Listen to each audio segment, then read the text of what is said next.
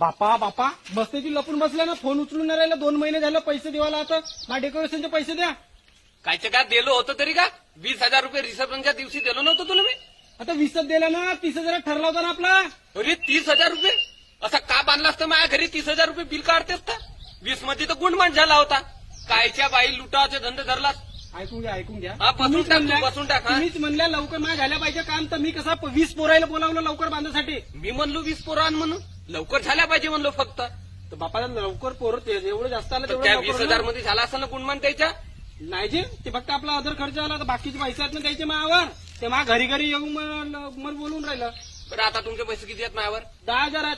10,000 रुपये आहेत का? हो ठीक आहे, देतो. काय लोट नो घ्या, काय मारत नाही मी पैसा.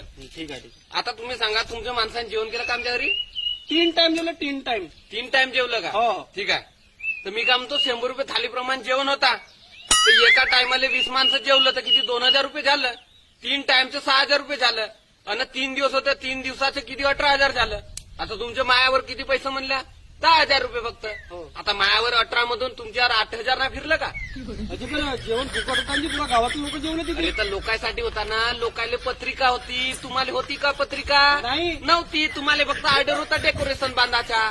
ज्याला विषय कसा